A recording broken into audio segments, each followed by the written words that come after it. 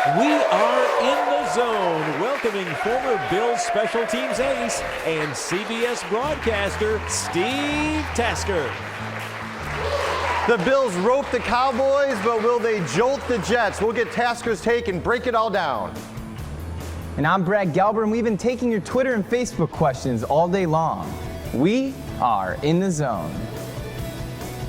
In the Zone with Robert Woods on WBBZ-TV is presented by Transitown Automotive Group, serving Western New York for over 40 years. Trust Transitown. Creekside Sales and Service Outdoor Equipment Store, your factory authorized Cub Cadet and Mahindra dealer. Dewville College, educating for life. And now from the WBBZ studio, here's co-host Dave Jixter. And welcome to In the Zone. I'm Dave Jixter from 97 Rock, and Robert Woods could not make it tonight. He's still very sore from his groin surgery he had, so we know he's home watching right now, so get well soon, Robert, and hopefully we'll see you back here next week. But ladies and gentlemen, I have Steve Tasker here.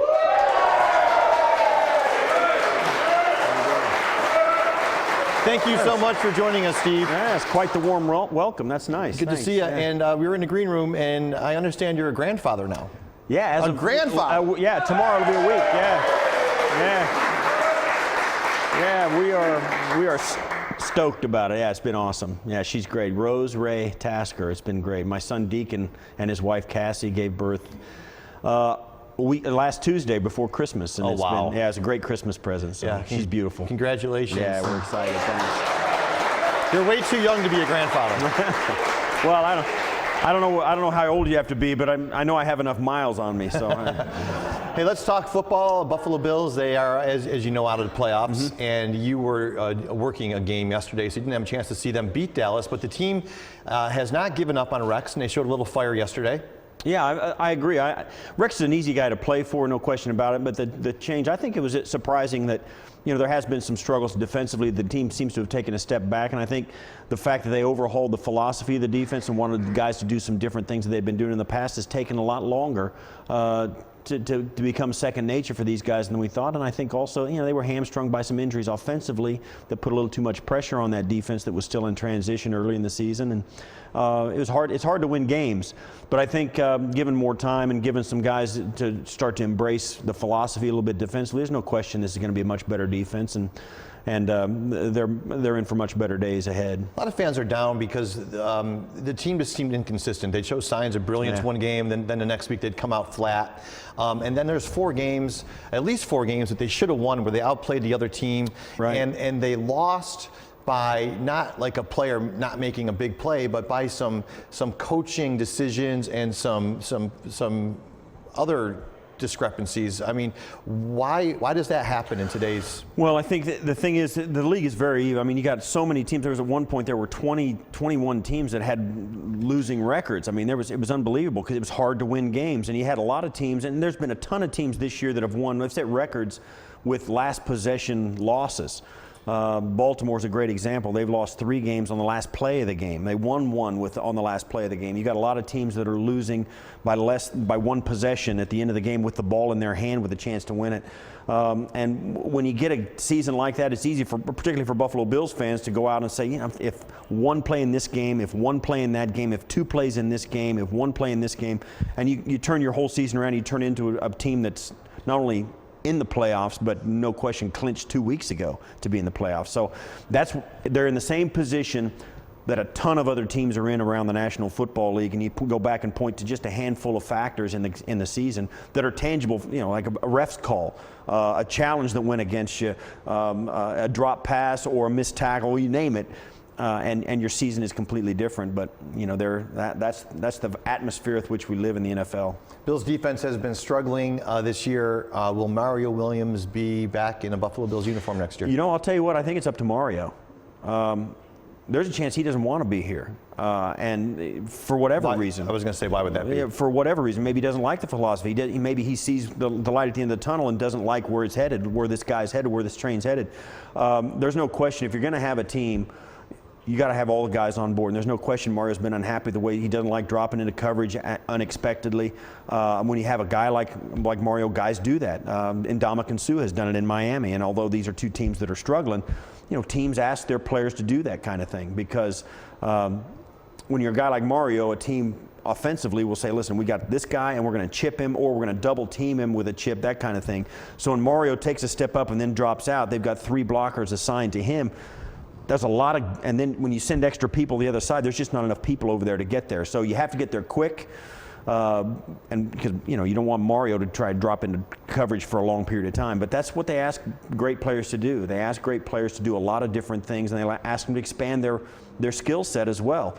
And if a guy's not ready to do that, or doesn't want to do that, or it's not a point in his personal life or career that he wants to make that change, certainly he could say, you know what, I want to play someplace else. And if he does that, I'm one of those guys that say, listen, if a guy doesn't want to be, you don't want him on your team. Exactly. Your thoughts on Tyrod Taylor's play this year? I think he's going to be something special. Tyrod's not going anywhere if I have anything to do with it. If I'm the head coach, if I'm the general manager, ownership, coaches, whatever, Tyrod's the guy. He's exactly the kind of player you want on your team. He helps your running game. They rushed for over 230 yards this last week. He's a big part of that. The play that he gives you is unique. I don't think teams get a chance to see guys like him a lot, which means you have an edge. They come in and they're not used to playing against a guy with his skill set. I think he gives you a lot of upside. His passer rating's over 100. The team plays well under him. They like him. They follow him. He makes guys better. I mean, you can go on and on. I love the guy. Certainly, there's some limitations in his game, and you'd like him to maybe throw the ball in the middle of the field a little bit further down the field, and but you can win with Tyrod Taylor and when you're talking quarterback in the NFL, what other question is there? Yeah, and he bought the offensive linemen, each and every single one of them, 65-inch TVs, which is... Those guys are going to play hard, Yeah, that was great that he did, and that kind of reminds me of the companionship of it was back when you were playing in Fort Falls of Buffalo, which you were a big part of that film, by the way. I know everybody knows these guys make a ton of money. I get all that, but when you get something free from it's like making $1 million. Goes a long way. It's like an extra $1 million. I mean, it really is. It means a lot to you when somebody gives you a gift out of recognition. When a quarterback does that for his offensive lineman or any of that, it goes a long way, and it says a lot about where the team's psyche is. And I got to take my hat off to Tyrod. It's a great move. We have 30 seconds here. Fort Falls of Buffalo. You were a big part of that. Great film. Will we ever see a team like that'll gel like that again in Buffalo?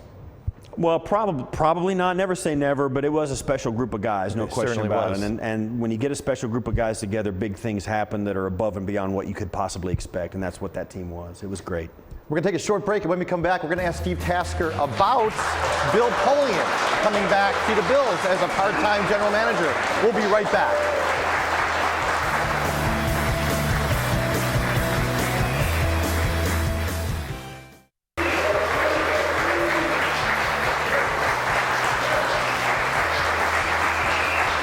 Welcome back to In the Zone. I'm Dave Jixter from 97 Rock. Welcome to WBBZ-TV's In the Zone, and I'm with Steve Tasker in place of Robert Woods, who's still recovering from his surgery. Hopefully, he'll be back with us soon. But Steve, thank you so much for joining us. And I need to ask you, in the news, Bill Polian has mentioned that he'd like to come back and work as the general manager for the Bills part-time. Your thoughts on that, and won't that make Doug Whaley a little angry? Well, I hope it doesn't. I mean, I like Doug. I think Doug's done a tremendous job. One of the misconceptions of what exactly the general manager does. Well, he's responsible basically, and first and foremost in my mind, is they pick the 53 guys on the roster. They go out, they draft, they sign free agents, they pick the players. And if you look at the Bills roster, particularly coming into this season, we all knew how talented they were, and that's his job, and he's really done an outstanding job at that. When he took over, and since he took over, this roster has stayed much healthier, even though, given the injuries we've had this year, this is a team that was almost number 1 or 2 in the league in IR guys for a long time, and then Doug Whaley took over, and now they're much healthier, they're bigger, they have much better skill players, their defense is loaded with talent, particularly that defensive front, and you got to give Doug the credit for that. So is there a reason to bring Bill Polian in then, in your eyes? Well, I don't know. If you want an extra set of eyes, I don't think there's any. If he's a Hall of Fame guy, he knows what he's doing. Sure he's not at the point in his life. I don't think Bill doesn't want to come in and grind it out like he did in the old days, where he's going 12 hours a day. But certainly get an extra set of eyes on the roster, or another an expert set of an opinion that could help Doug in his evaluation, or how maybe some strategies, maybe that could help. But I don't think, I would hate to think Doug would be on any thin ice at all in this franchise. I think he's done an outstanding job so far, and I think Bill would second that as well. If Bill came in, it would only be as a consultant to say, hey, how can I help? Let's take a trip to the Dunn Tire Digital Zone. Dunn Tire, the official tire dealer of the Buffalo Bills, where my pal Brad Gelber is. Hi, Brad. Hey, Dave, and thanks for that. And make sure to check us out on Twitter at WBBZ and on Facebook at facebook.com/WBBZ-TV. All right, we're going to head into Twitter for our first question for Steve, and it's from Bruce. He wants to know, what position do you think the Bills need to address most in the draft/free agency, and do you see Rex being the guy long term? Yeah, I think one of the things they'll need to do is they'll probably need to get some depth at their linebacking core. I think they'll probably try and get some depth in their offensive line. Anytime you get an offensive line, you need like 8 guys that can really play. I know they have 5 guys that they really like on their offensive line, but if you get one of those guys in and out, I think it really causes some problems. And so I think those are 2 of the things they'd like to do. Plus, this staff and this scouting department, and Doug Whaley in particular, they really have the ability to pick skill guys at a high level. And I've seen it at other places too, where one team is great at getting offensive linemen. The way they evaluate them seems unique. Another team is really good at defensive linemen or linebackers. This team really picks skill players really well. So if they get a chance to do that, I think they can trust their skills in doing that. And if they do get a good guy, or if they do get too deep at that, use them as bait, use them as a collateral to get some strength in other places. But I think at offensive line they need depth, and also at linebacker. How many players are we away from a playoff team? Not many. I mean, if you can here's the thing, I thought our roster was very top-heavy this year. I thought the Bills were top-heavy, and if they got 1 or 2 guys injured, there were some places where they didn't have anybody behind those guys to take advantage. And in the league now, if you lose a defensive back and you don't have somebody in there that's quality, they're going to find that matchup and exploit it. If you have a hole in your offensive line, if you go too deep into your offensive line roster and you don't have somebody to fill in, the defense is going to take advantage of that mismatch, and it goes right down the line at every position. So I think the first 22 of the Bills, or first 25, maybe with some, with Nickel Roby at the nickel back and some of that, they were really good. But you got down to 26th, 27th, 28th guy on the roster, I think they struggled. Okay, great. And our next question is from Ryan on Twitter, and he wants to know, Steve, what is the biggest positive takeaway from the season despite no playoffs? I think we talked about it earlier. I think it's Tyrod. I think Sammy, Charles Clay. I think the skill positions. I think Robert Woods, the guy who we wish was here tonight. He's a great player. I think he's really a sharp guy, a guy who's going to be a perfect complement to Sammy. I think some of the skill players that are coming out, I would have loved to have seen Percy Harvin healthy for a whole year. But LaShawn McCoy is legit. I mean, we knew that coming in. He's extremely talented. He can really play. I think he's a huge addition. Carlos Williams. I mean, all these guys are huge finds for this club. So you take all that into consideration, there's a lot of reason to be positive for this roster going forward. And like I said, really what you're looking at for the first time in a long time, this is a team that needs depth, not a star to step in and make some great plays. They've got some guys in place. Okay, great. Josh would like to know, what's the biggest thing the Bills need to do to get back to those Super Bowl era teams in the 90s that you were a part of? Well, they just need to find, I think more than anything, this is a chemistry experiment for the Bills. I think this is a team that hasn't really forged an identity yet. Like that team that you're talking about in those 30 for 30s and the 4 Super Bowl teams, they were the no huddle offense with a pass rusher on defense and some DBs. And it was a team built around their offense, fast, quick, fast-paced, and all that. I don't think that's necessarily the plan for this team, but this is a team that needs to have something every week that they can hang their hat on. And I think last week against the Dallas Cowboys, when you run for over 236 yards against an NFC East team, you might have found your identity. If they can run the ball like that, they're a tough out. Well, that's all the time we have. Thank you for submitting the Twitter questions, and back to you, Dave. Thanks, Brad, and thanks for all the questions on Twitter and Facebook. We are going to take a trip to the fan zone when we come back.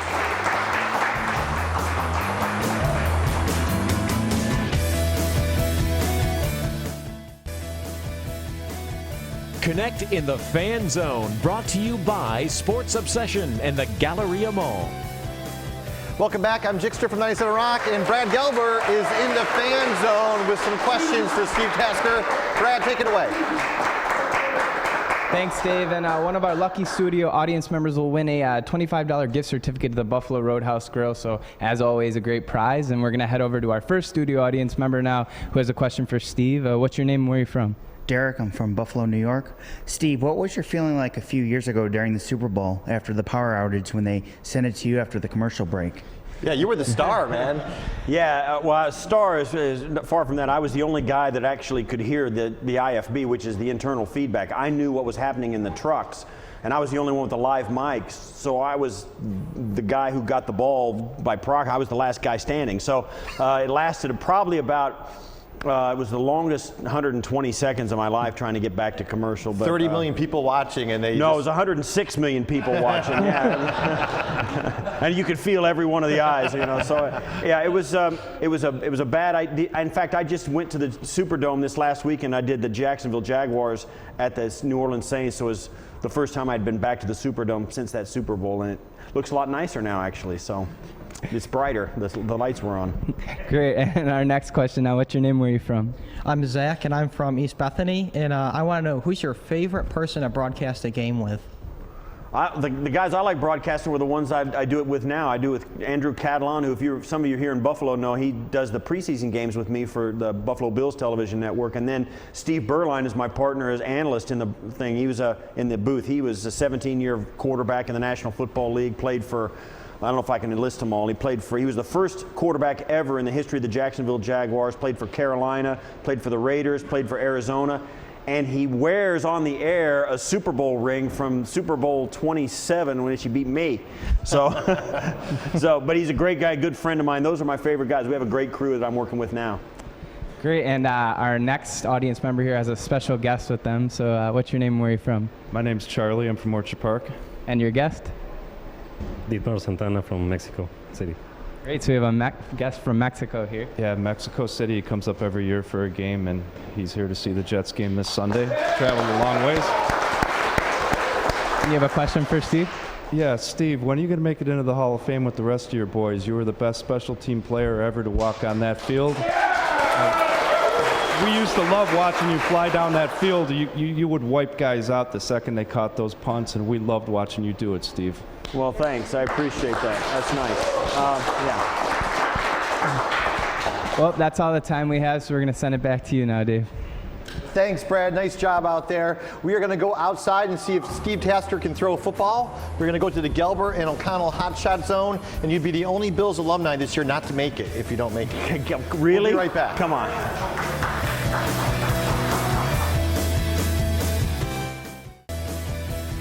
The Hot Shot Challenge Zone is brought to you by Gelber and O'Connell, your car accident and injury law firm. Call 633-5050. And welcome to the Gelber and O'Connell Hot Shot Challenge. I'm with Team Steve Tasker. Steve, what's your name? Brianna Henry. Hi, Brianna. Good luck to you. You're on a very good team over here. You know, Lou Picone had no problem doing this. Booker Edgerson had no problem. That's all I need to hear. So here to have Lou outdo me. And then we have Team Brad Gelber, who did very well last week, two for two. And who's your teammate here? I'm Michael Osgood. All right, Michael. Good luck to you. All right, Brianna, you go first, dear. Good luck to you. Sweetworks Candy Basket you're playing for. Nice job. Nice job. All right, Steve. Good luck to you, Steve. Doesn't matter. There, look at that. With authority. All right, Michael, step right up there. Good luck to you. Oh, look at that. Brad, you can win it right here. You could win it. And just a little short. So we are going to wrap things up. You guys can keep throwing the football. We're going to find out who's going to win that Sweetworks Candy Basket. And the Bills can spoil the Jets' playoff hopes. We'll talk about that when we come back to In the Zone.